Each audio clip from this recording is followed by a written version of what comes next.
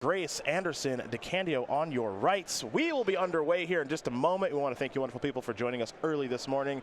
Make sure you get those fantasy football lineups set. Lock them in. Look at you. I just want to make sure people don't forget at home, okay? You know our audience. Yeah. Read your Matthew Berry article or whoever you listen to who's generally wrong but is right sometimes. Lock your lineups. That's what I say. It's all about having a good time. That's correct. We're going to zone in on this match as we are underway here. You think it's like 80 or 90% of our viewers at home play fantasy football? I don't know how many. Probably under that. Probably under 90%. We have multiple scavenging oozes here.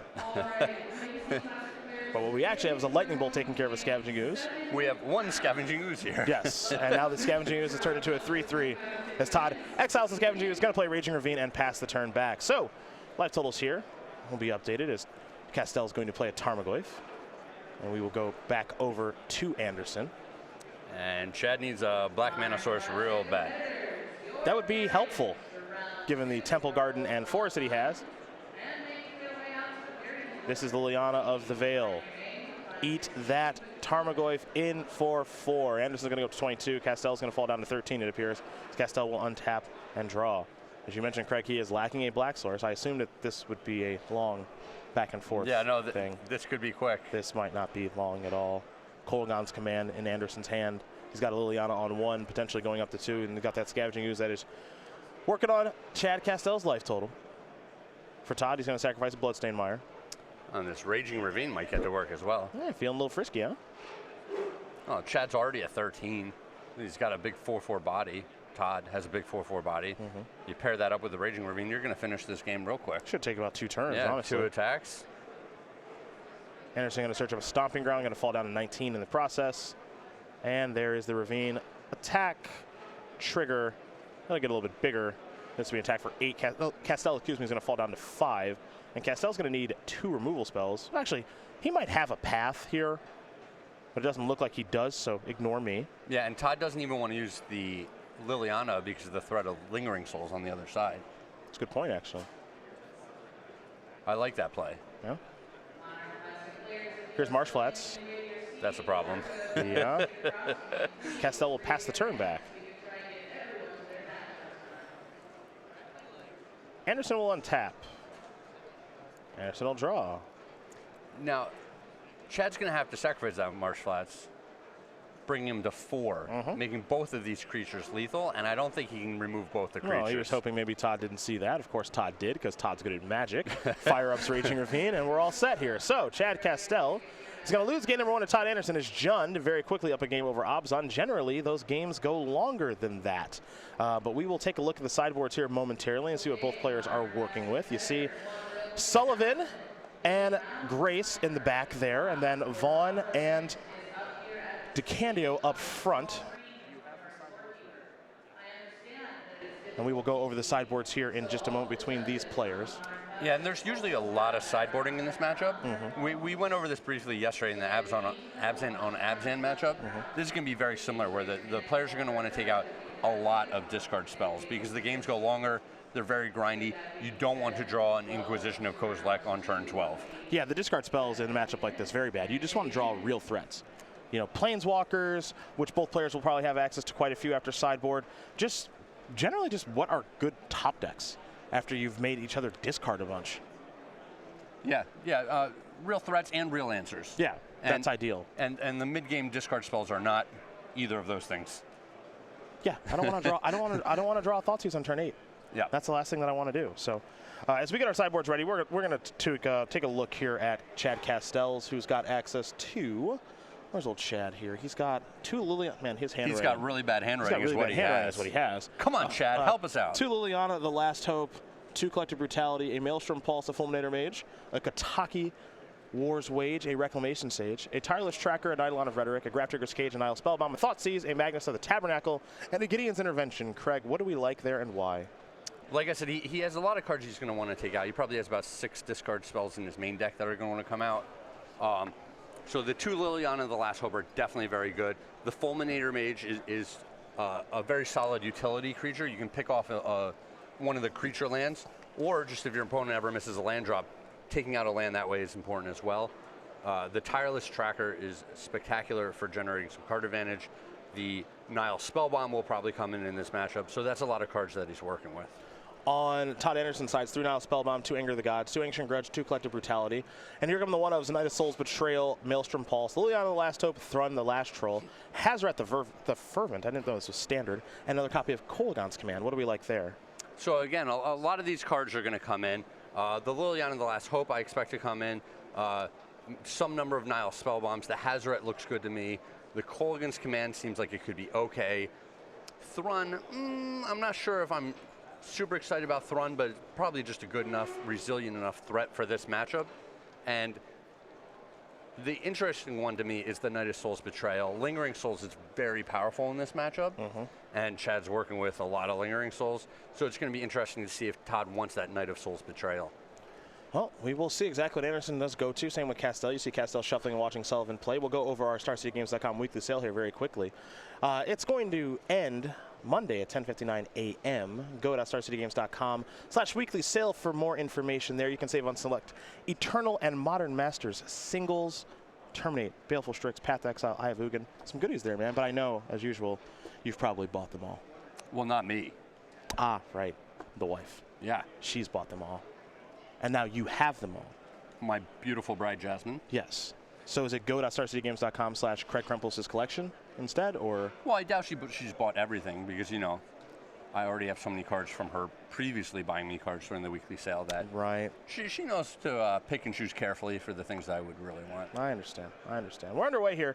Game number 2. It'll be a Plains and a Nile Spellbomb here for Chad. We go to Todd Anderson here for his first turn.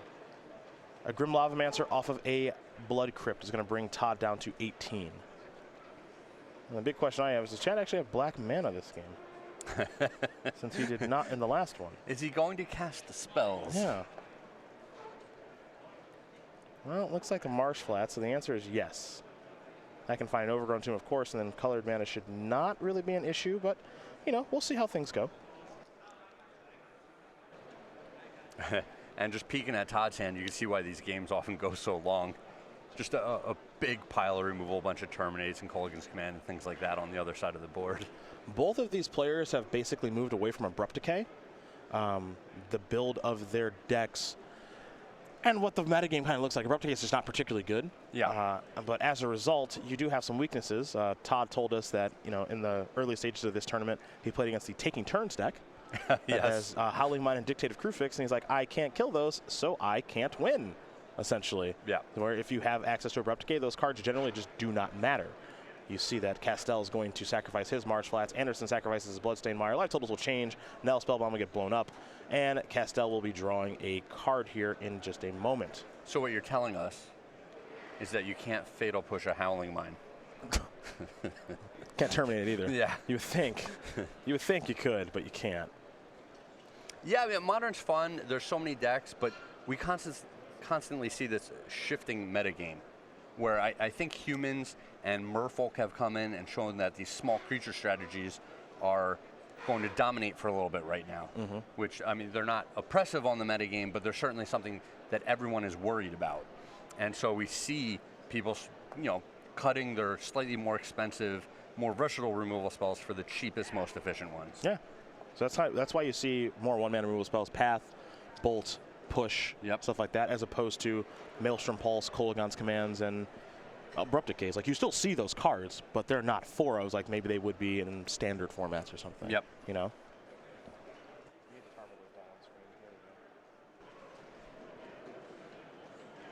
Kastel is in the proverbial tank here as the Philadelphia Eagles fan. He is not sure what he wants to do, and it's the third turn of the game. So classic Chad. Do you think he's thinking about his fantasy football team right now? Thinking about Carson Wentz and how great he is, and how the Eagles are, I think, 8-1 or 9-1. Yeah, the Eagles are. They're going to choke in the playoffs. Doesn't matter. Wow. Yeah. You are just stirring up a whole ball of controversy. What did I say that's not true? What did I say that's not true? How can you prove that is true? Only time can tell that. We all know what's going to happen, Craig. We all know. What's going to happen today? Some teams will win and some teams will lose. There's a big rivalry game today. Is there? The Cowboys are playing the Eagles. Ugh. Well, Cowboys stink. Can they both lose? Is that possible? If a meteor were to fall into the stadium, they would both lose. Can they both lose somehow? But we're not hoping for that. I'm glad you cleared that up. I'm really glad you cleared that up. You're the one hoping that both the teams can lose. I don't want a meteor at the stadium. I want them to both pick up an L. That's all. What if they picked up a draw? I think it'd be funny and totally fine. Sure. Yeah. Still looking for that first win for the Browns. That's what's really important here. Sure, high priority. Yeah, it's the big deal. Get their season back on track. That's right. We're looking for W #1 in Cleveland. A swamp from Kastel. All that thinking just to play a land and pass, huh? Yeah, Chad. Here we go. Tarmogoyf, Grim Lavamancer. They're coming in. They want to dance. All right, Chad. You knew this was coming. All right. He's going to take the hit. He's going to blow up the engineered explosives. All right. That's going to add 2 different permanents into the graveyard. A land and an artifact and a creature. So it's already an artifact with the spell bomb. Yeah. But okay, fair enough. You're right. But yes. Right. So here's Liliana. Take care of Tarmogoyf. Take it down to 1. Anderson is going to search up a land. He'll get himself a stomping ground. He has a Kolaghan's command at the ready, so he can Kolaghan's command and say, you know what, deal 2 to you, redirect to Liliana, and maybe get my Tarmogoyf back. Look at you. I had my coffee. Yeah. No, I didn't, because coffee's gross. Sure, but you're still bright and alert this morning. I had my French toast sticks is what happened. You did have those. Yeah. I can confirm that. Those were bad, but I had them. Kolaghan's command, going to take care of Liliana and get back old Tarmogoyf. You see an update there on the scoreboard. Patrick Sullivan was sneaking show up a game over Tandon Grace playing Grixis Delver, and Robert Vaughn up a game over Brendan DeCandio. That's Teamer Energy against Grixis Midrange. Scavenging Ooze and Tarmogoyf here for Todd Anderson. Yeah, I would think the Teamer Energy deck would be a nightmare for the Grixis Midrange deck. Seems tough. Just every single card generates so much value. Seems tough, yeah. Like just Rogue Refiners and Whirler Virtuosos trying to slog your way through these cards? Well, the thing is like Teamer Energy is not very popular, so I could see not wanting to worry about it. I'm sure he thinks he's well positioned against it, right? I mean, I think if Brendan is playing the deck, he's probably got plans and other things. He plays Standard a lot, so mostly joking. The Grixis midrange deck does look a little strange on paper, but I mean, he's very good. Oh, he wouldn't play the deck on accident. It's full of good cards, that's for sure. Liliana the Veil, the draw there for Anderson. You see the Tarmogoyf's a 5/6. Scavenging Ooze is a 2/2 for now. Might be getting a little bit bigger later, as here is the powerful Planeswalker. And Chad just finds himself behind again. He's way behind. Here comes Goyf. Here comes Ooze. See if he has a push. As Ooze is going to eat the other Ooze. Anderson will gain a life, and his Ooze will get bigger. Cannibalistic Oozes. Yeah. There's a push, take care of Tarmogoyf, as Kastel's going to take 3 from the Ooze. And Anderson will pass the turn back. So we're going to go over to Chad Kastel. Kastel will draw a card. This is Liliana. Ah, we saw this earlier. Yesterday, the Liliana off. Look at Todd switching the dice up. Yeah. He knows what's going on. Not his first time in the feature match, folks. Anderson will draw a card. Picked up Verdant Catacombs. The hand right now, 2 lands, 2 terminates for Anderson. He's going to take up Liliana. Both players are going to discard. Didn't get a great look at what Kastel discarded. I think it may have been Scavenging Ooze. Looks like an Ooze. That means his hand must be really good. These 2 Lilianas just going at it. Yeah, there's dueling again. We saw this yesterday when we watched Kastel and playing an Abzan Mirror. But this is kind of how these games go, you know? The players kind of exhaust themselves. They're left over with some removal. Anderson's ready to discard a land. Kastel's going to discard a Lingering Souls. Oh, the value. Make a couple 1/1s. And this is where you just wish you had Abrupt Decay. Yeah, this is one of those times. Because there's so much removal. Getting the opposing Liliana off the board is very difficult. But this might be one of those times that maybe... what is that? That's not a token we're going to see in play. That's what that is. Might be one of those times where we're curious to see if Anderson brought in Knight of Souls Betrayal, since it does solve this Lingering Souls problem. I mean, it's not a great use of Terminate here, but Todd's going to fire him off. That is a great use of Terminate. Well, that's what he wants to do. I'm not going to stop him. He's better than me. He'll play an Overgrown Tomb tap, take up his Liliana. Marvel team up. Patrick is weighing in. Currently up a game. He wants to discard this, do that. He's ready. Kastel's going to discard Fatal Push. Let's go back over to Chad Kastel.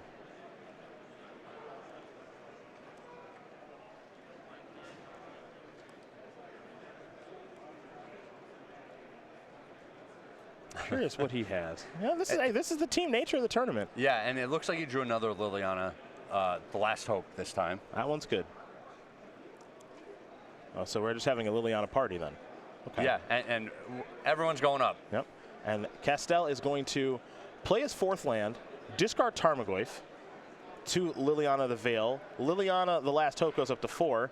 And, yeah, we're just going to have a Liliana party. It's a Planeswalker party here. It is. It is. I think the plan here for Liliana last hope is to get to 7. And Todd drew a Liliana. Cool. The rest of the Gatewatch was not invited. No.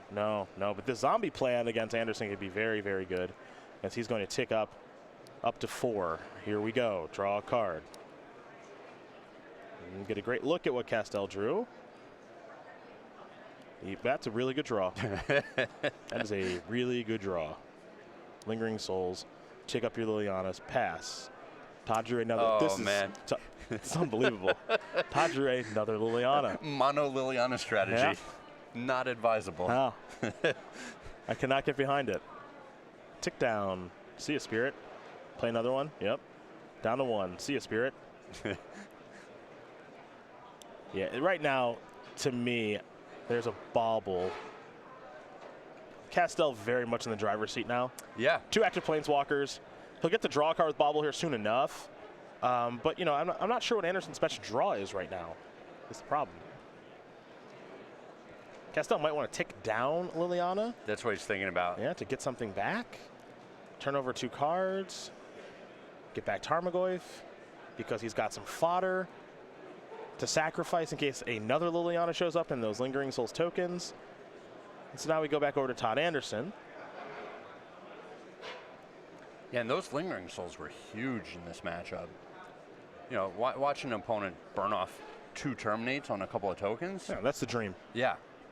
Ooze the boss. Todd going to tick up his Liliana, play a Scavenging Ooze, pass the turn back. Chad will take a look at Todd's top card, Mishra's Bauble. There will be a trigger for him to draw a card. He will not forget. Now he needs to draw for his turn. He will not forget to do that either, because you can't. And we go. Not allowed. Yeah. We keep going with Chad Kastel. Liliana the last hope on 3. Liliana of the Veil on 4. Tarmogoyf is a 6/7. 2 Spirit tokens are 1/1 flyers. One with a Blooming Marsh, an Overgrown Tomb, a Swamp, and a Plains. That's his battlefield for Anderson. 2 Overgrown Tombs, a Blood Crypt, a Stomping Ground, and a Swamp, along with a Scavenging Ooze, a Liliana the Veil of his own on 2, and a Graveyard that's not all that impressive at the moment. Todd's going to eat some things from the graveyard, see if he can shrink Tarmogoyf at all, as Kastel moved his Liliana down to 2 to take care of the Scavenging Ooze. Riveting. Riveting stuff. Just back and forth with these Lilianas. Next up for Kastel's an Overgrown Tomb. He's going to play tapped. Liliana the Last Hope will go up. This attack looks like it's going to take care of. Yeah, I like splitting the attackers here, just getting that other Liliana off of the board. Yeah, just take care of that, and Tarmogoyf hits him for 6. Because there are some semi-scary scenarios. If Todd were to peel the Knight of the Soul's Betrayal, let's say, and then Liliana is able to clean up this Goyf, sure, Chad is still in a very good position with his 2 Planeswalkers, but he also has to think, Chad has to think about just winning this game over the next 2 or 3 turns. Yep. So the Spirits will take care of Liliana. Tarmogoyf will take a chunk out of Todd Anderson's life. He'll untap and draw, see what he gets. Doesn't look like anything of consequence. He's going to concede the game. So Chad Kastel is going to win game number 2 here over Todd Anderson. Obzon, Jund, they're getting ready for a 3rd game. That's generally how these games play out. They're a little grindy. They're a little back and forth. They're a little weird and wonky. But they are fun to watch. As we see an update on the scoreboard there, 1-1 in the middle. Sullivan still up over Tan and Grace, 1-0. And then we have Robert Vaughn up over Brendan DeCandio, 1-0. You see the sideboards here. Craig, we know the discard spells are likely out of the deck for both gentlemen. These Haymakers are still in the deck. Oh, yeah. They brought in additional Haymakers, probably Hazoret, the other Colgan's Command, Thrun, stuff like that. That's just the way to go in matchups like this, right? Oh, for sure. Not too much changes. You know, Chad's got Tireless Tracker. Do you still want the Knight of Souls Betrayal, though? Is that still something that you're interested in? When the games go that long, you're definitely going to run into these Lingering Souls, and they're always a problem.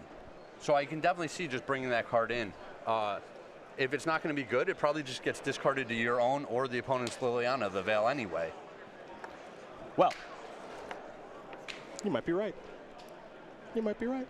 Shot in the dark. What do you think about that? You might be right. You know what I know about? You know what Tarmogoats. Not to be confused with Tarmocoats. The Tarmocoat. Did you put one of those on this morning? It's a little chilly. No, you did. You had like you did like the coat over the suit thing. Yeah. I don't know how people do that. Do you find that to be uncomfortable? No, you need the right coat. Okay. All right. I've like tried that before. Like I couldn't put like a ski jacket on over the suit. Yeah. I don't know. Like I have like, enormous shoulders. Sure. So it's just like, suit jacket and then coat on top of it. It's just like, how do people do this? If you get like the right pea coat or trench coat, like it's made to fit. You know what I mean? It's made to fit like on you, but like I don't know if over suits. Well, get the right one, man. Jeez, fine. I don't know what to tell you. I don't know how we got on this discussion when Tarmogoat's on the screen, but here we are. The old Tarmocoat. Every week in November, exclusive pins and tokens of our 01 Goat. In December. Why is he so big if he's an 01? I don't make the rules here, okay? Croaking Crusader, it's just a 1-1, makes some sense there. Pins and tokens, and then for January, kicking off 2018, String Theory, meow, 2-1, Kitty Cat. Go to StarCityGames.com/game night for more information. Game night, where magic happens, that's the tagline. Okay, so nice. I say the tagline to sell the product. And you can contact your StarCityGames.com in-store play representative today to get it in your store. Do it. It's a sweet program. Any format, any day of the week. Nailed it. Always do. Now, you said the Croaking Crusader is a 1-1, and that makes sense. That's like a little thing, yeah. Like a little small frog. How big do you think a frog should be? I don't know. I hadn't really thought about it. So for you to be like, yeah, of course a toad is a 1-1. Yeah, just a little guy. I expect to be a little guy. Like the goat's an 0-1 because like trading posts and stuff. Okay. Like the Springjack pasture. Why's the picture? He's so big. Again, I don't make the rules. Okay? Fair enough. I don't make the rules. A goat can be big, but not have a lot of power. No power. Like there are big things in the world that do not attack you, right? Is that accurate? But just very little toughness too. Well, it should be like an 08? Yeah, I guess so. Yeah, okay, all right. I didn't really think this through. That's our wonderful marketing brand team. Sure. The very talented Ray Dill and the rest of the gang at home. They're killing it. It's an 0-1. Deal with it. For the fans listening, Cedric actually comes up with all these promos himself. I am too stupid to do that. And he makes the artwork in his spare time. Okay. And then I guess he rolls, maybe he rolls the Tarmo die to see their power and toughness. Yeah. I don't know how he comes up with it, but. You should see me draw sometime. You should see me draw. Yeah. I can't imagine drawing anything good at any point. And just anything of substance that someone would be like, I want that. I'm incapable of that. That's fair, because almost all of the parody artwork is very good. It's insanely well done. Yeah. I can't imagine drawing anything. I can barely draw a smiley face that people care about. Okay, let alone a Tarmogoat. You'll see the scoreboard here. Quick update, 1-1, 1-1, 1-1. Sullivan and Grace are tied up. That's Sneak and Show versus Grixis, Delver, and Legacy. We're tied up in Standard. Robert Vaughn on Teamer Energy, Brendan DeCandio on Grixis Midrange. And, of course, we're tied up here in front of you. Chad Kastel, Todd Anderson. It's Obzon v. Jund. As Anderson's going to take his second turn, he'll play at Blackcleave Cliffs. He's got access to all the colors of mana that he needs. We'll just see if he has a density of lands so he can play some of his more expensive spells. As Kastel's going to sacrifice his Marsh Flats, he'll go down to 19, get himself a Godless Shrine, and he's going to get his mana online. We'll go over to the Eagles fan for his second turn. Look at that. What a team right there. Yeah. There's Patrick here ready to tell him what land to play on turn 2. Well, and Patrick's going, it's okay, man. Our game's going to take like 2 minutes. Yeah. Like, we can help them out for a little bit. All right, it's a Liliana off. Liliana Veil is going to show up here for Anderson on turn 3. He's going to take it up. Both players are going to have to discard a card. Classic. Yeah. Ooh, and yes. in Todd's hand, yeah, Knight of Souls Betrayal. Okay. So he's like, hey, go ahead, Lingering Souls. Yeah. You got it? Let's see it. And I don't think Chad has it. Trying to reel him in, maybe? Yeah. Todd's trying to figure out what he wants to discard. Looks like he's going to go Terminate. Kastel's going to discard a Swamp, and he'll fetch. So he's going to go down to 18. I'm thinking Overgrown Tomb. Nailed it. Yeah. You just nailed it. Clairvoyant here. Yeah. Clairvoyant said. It's my nickname. Yeah, you've got a lot of nicknames. I do. It's got a nice ring to it, doesn't it? No, it doesn't. Big Papa Seti. That's not anything. That's not anything. No one calls me that. The High Grand Poobah? Again, no one calls me that. I've definitely heard someone call you that. Maelstrom Falk's going to take care of Liliana the Veil. I've heard someone call you that. Someone did call me that yesterday. Yeah. Yep. See? Yeah. That is a Thrun the Last Troll. Kaboom. What else were you? King Daddy? Again, that's not anything either. As we go back over to Chad, we'll see if he's got a Liliana the Veil to take care of Thrun, because that's really the only way that he can do it. He's tapping 3 mana. The answer is yes, he does. See you later, Thrun. What's it like to just have everything?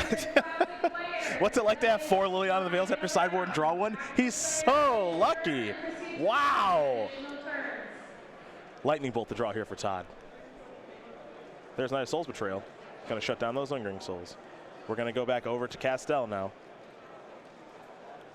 Remember, Lingering Souls is what won Chad the last game. Basically, yeah. I would say that.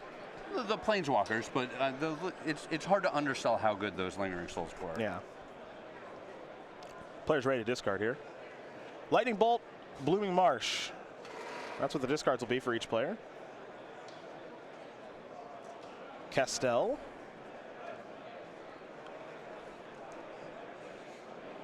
He's thinking on what he wants to do this turn.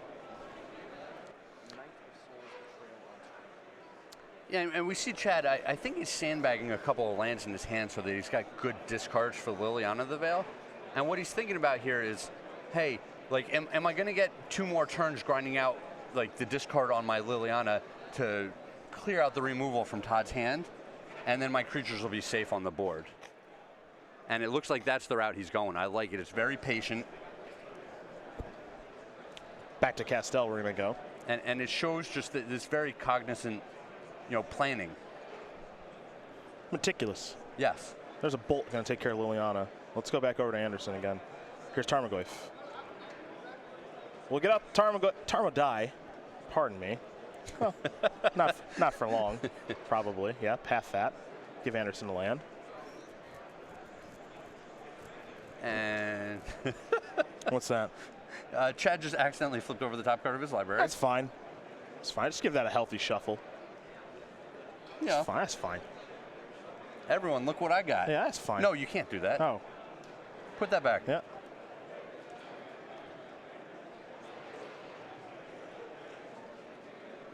All right. Kastel's going to untap. He'll draw. The way he fanned out his graveyard, mostly for Traverse, is the Uvenwald. I think he has a Grim Flayer as well. Could also have that. Delirium is key in his deck, and it's not hard for him to accomplish. He's going to take a look at Anderson's graveyard here. Various Lightning Bolts and Terminates that Chad is leafing through before he's going to make his next play. He'll play a Verdant Catacomb, sacrifice it right away. He's going to fall down to at least 17, potentially 15. Let's make it 15. Get an Overgrown Tomb that's going to enter the battlefield untapped.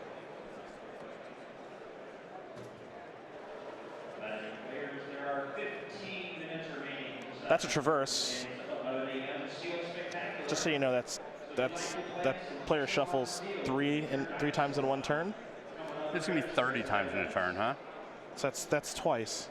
What was the first one? Oh, the fetch land. Yeah. And the Traverse. Let's see what else we got. I just would really like another shuffle. Well, he already played a land, right? He already played the fetch land this turn. I'm trying to get my bingo board done here. If he accidentally flips over the top card of his library again and he has to shuffle, does that count? Yes.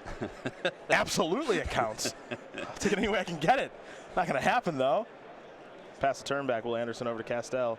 Ooze is going to eat a Thrun, the last troll. Up to a 3/3, but actually a 2/2 because Knight of Soul's Betrayal, giving it -1/-1. Over to Kastel we go.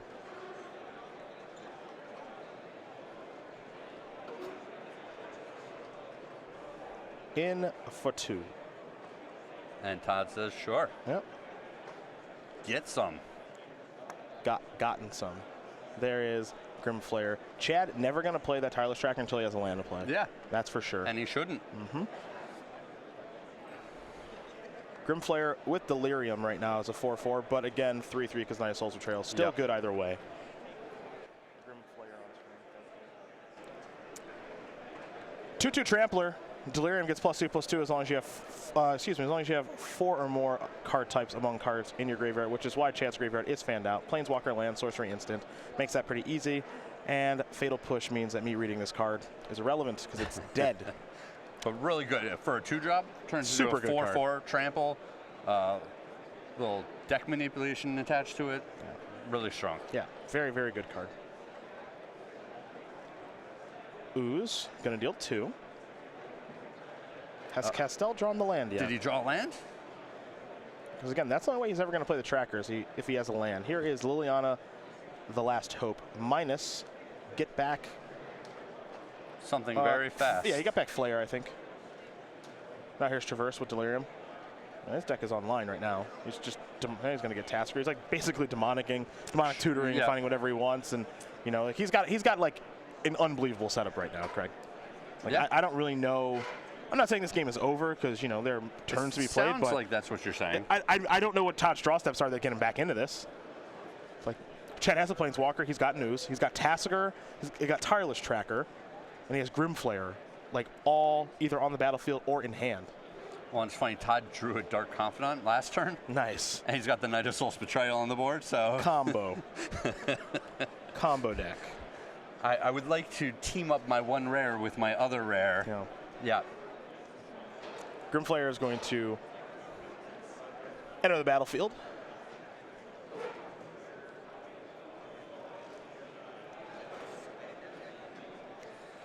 And passing. We're going to go over to Anderson, who's got... Looks like a Hazard. I think he picked up Hazzy. Probably too late for that bad boy. I think so, though it does have haste. I mean, it's a 4/3. Path it. Okay. Chad must have gone to church this morning, or you know, some clean living there. I mean, he has it all. He's got it all rolled up, and he made it look pretty easy. Chad Kastel is going to win this game here over Todd Anderson. 2-1. Obzon will take care of Jund. That means the team of Sullivan, Kastel, and Vaughn, they are up in this match. 1-0. And Grace, Anderson, and DeCandio, they have their back against the wall. Keep in mind, these players and these teams are 7-2 here to kick off things. So we're going to see if we can jump to another match. Standard probably the best one to go to. Not entirely sure where Sullivan and Grace are at in their legacy match, so we'll try to jump over to Vaughn and DeCandio in that standard match as they are in game number 3. But we'll let you know where we're jumping here in just a moment. But congratulations to Chad Kastel, the Obzon master. Yeah, really like his patient approach to that game. You know, he understands when he's in trouble. He understands when he has time to really get the maximum out of each of his resources. And then he understands when it's time to turn the corner, as we say sometimes, and really start going on the offensive to close out the game. Yeah, and he did a nice job of that when we watched. So congratulations to Chad on that win, giving his team the lead. Again, these teams are 7-2 as we jump into standard. Teamer Energy in the hands of Robert Vaughn. Grix's midrange in the hands of Brendan DeCandio. Update you on the battlefields here. Not looking good for Vaughn at the moment, it appears. He's got 7 men on the battlefield, but it looks like he's going to embalm a Vizier of Many Faces. Going to copy a Whirler Virtuoso, and this will give him more energy if he gets the opportunity to do this. In the meantime, on Brendan DeCandio's side of things, he has a Whirler Virtuoso, a Glint Sleeve Siphoner, a Chandra that has 5 loyalty counters on it, a bunch of mana, not entirely sure how many cards in hand, but with the energy trigger on the stack from the Vizier of Many Faces, and a Braid will take care of that. Vaughn makes a couple of Thopters. He's left with 4 energy, and we'll see how he wants to move forward. Yeah, I guess I have to take back everything I said. About what? About this Grixis deck. Looks like it would have fits against these teamer decks. Oh, looks like he's doing okay right now. Yeah, no, he's very comfortably in the driver's seat. Yeah. DeCandio is going to use 2 energy to draw a card with the Siphoner. Now he's revealing with Chandra. Fetid Pools will go to the graveyard. Excuse me, to exile. Chandra will deal 2 over to Vaughn. Light totals are high, so we've got some magic to be played here. Though Glorybringer might change some things. Pick things up a little bit here? I think Glorybringer should not. Yes, it exerted. Yes! Why? Yes! Why would it exert It here? exerted. Sorry, no bingo stamp for you, bro. Does he know? Don't you guys tell him that I need this? That's a good question. That's a good question. If you haven't followed along with Magic Bingo this weekend, that's what we are referencing. You can find that over on the SCG Tour Twitter page. Craig, well, you can be Team Craig, which would be foolish. You can be Team Cedric, which would be wise. Wait, now, when you say foolish, it's foolish because I'm ahead, so that's foolish? I don't know. Is the objective here to lose? We've not really laid out what the objectives are. Okay. So it might be different from the normal objective of actually winning. Correct. Okay. Correct. Something I don't do much of. So we're going to go back over to Vaughn here in just a moment, I believe. And you see his battlefield. Not a ton going on there. He might want to block, it looks like. Looks like. Got to preserve that life total. He's going to block Glorybringer.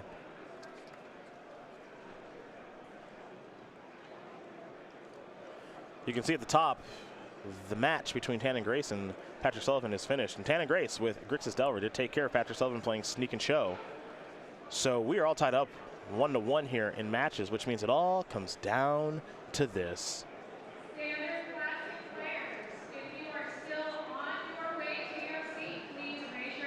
Vaughn with 4 energy, going to reorganize some lands. Forgot how he wants to try to catch back up here because he's very obviously behind. He's got some serious work to do.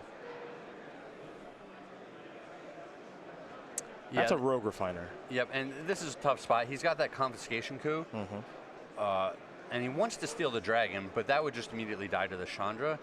He might be better served stealing the Whirler Virtuoso. Whirler Virtuoso. There you go. Yeah. And then, you know, being able to utilize all of this extra energy that he has. Well, he's clearly valuing this Confiscation Coup very highly. You know, he wants to be able to get the most that he can for it. It's a great card in matchups like this. It's such a powerful effect.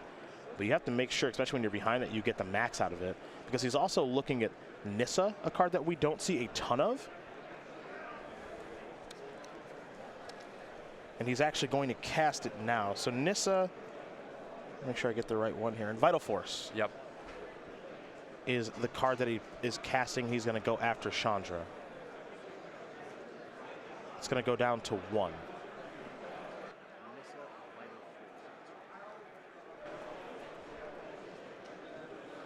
There are so many powerful cards in Standard that you see a card like Nissa pop up and you're like, oh yeah. Forgot it existed? Yeah. Yep. Totally understand. 6 loyalty now for the Planeswalker. We'll take a look at it here in just a moment. Starts on 5 loyalty for 5 mana. Okay, that's a pretty good deal to start. Untap target land. When you plus it for loyalty, you control. Until your next turn, it becomes a 5/5 elemental creature with haste, which is why Chandra is down to 1 loyalty, now going up to 2, as DeCandio is going to reveal the top card. It's just a land, and that's going to bring Nissa down to 4. Return target permanent when you -3 from your graveyard to your hand. And the -6, you get an emblem with whenever a land enters the battlefield under your control, you may draw a card. It's not hard to get to the ultimate at all with this card, but it might not be about that in this matchup because it is kind of grindy. So here come the Knuckleheads. Flint-Sleeve Siphoner and Whirler Virtuoso are looking to go after Nissa Vital Force. Rogue Refiner is going to jump in front of Whirler Virtuoso. Nissa is going to go down to 2. And now DeCandio is going to play a new Chandra. He'll plus. That'll take care of Nissa. So if that was Vaughn's big plan, DeCandio solved it.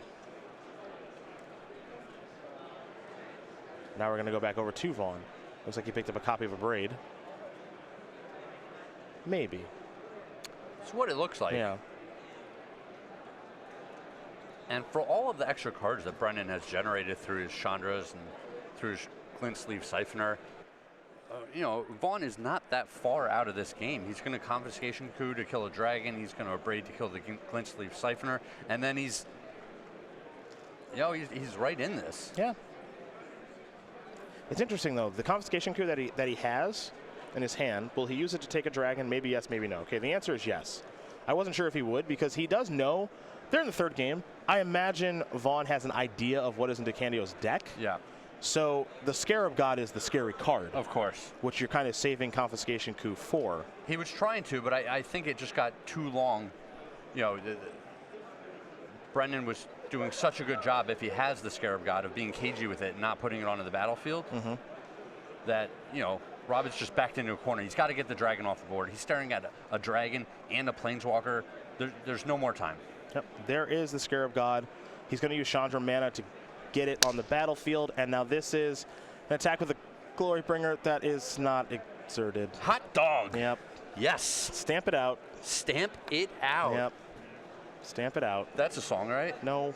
Stamp it out, stamp it That's out. not. Stamp it out, stamp it out. Everyone is begging you to stop. Craig is closer. Everyone wants you to stop. To a W. Okay. Whoa. Yep. New single here. Yep. On the SCG Tour. That's good. Came out around the same time as Attack for 22. Yeah, that's a great song. Rogue Refiner's going to bring some energy. That card's a little bit worse than the Scarab God and Glorybringer. Yeah. It's such a good card, and it is the 5th best card on the battlefield. Here's a Whirl of Virtuoso. That's a good Magic card, too. Sure. Vaughn's last card is Harness Lightning, so maybe it's not over. He's going to Harness Lightning the Scarab God. Okay. Pass a turn back.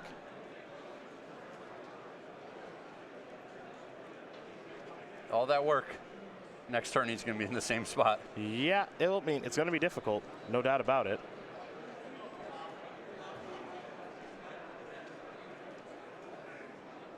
So there's a delay trigger, and that means the Scarab God's going to come back to DeCandio's hand at the end of his turn. Just so that you are aware. Stamp it out, huh? Stamp it out. Cha-ching. That gives us some more instant winners over here on my little board. You do have, you're pretty close. I don't like it, but it's true. It's just true. Beatdowns, another Glorybringer. So many Glorybringers. It's just a dragon party. Yeah, there's no chance I was ever going to win that bingo spot. So many Glorybringers in Standard. The only way I'd win is if we didn't cover a Standard match. You tried. So, hey, whoa. You tried. Whoa. Okay. Let's not try to put this on me. Nick picks the matches. I just talk about them. Oh, what's that? The mono black standard deck? Let's get that bad boy on camera. Quick. Need to see as many night market lookouts as we can. Please and thank you. Glorybringer will exert. Looks like it's going to attempt to take care of Whirler Virtuoso.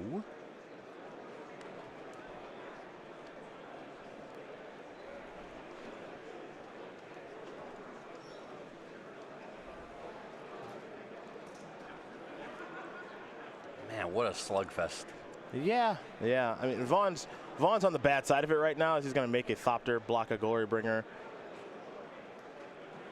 He's definitely on the wrong side of it. Now Scarab God's going to go back to DeCandio's hand. Vaughn will draw a card, and he will extend the hand. Brendan DeCandio is going to win this game and match for his team as his Grixis mid-range deck, which might look weird on paper, just took care of Teamer Energy. That's probably the reason he's playing it. Grace, Anderson, and DeCandio win this match over Sullivan, Kastel,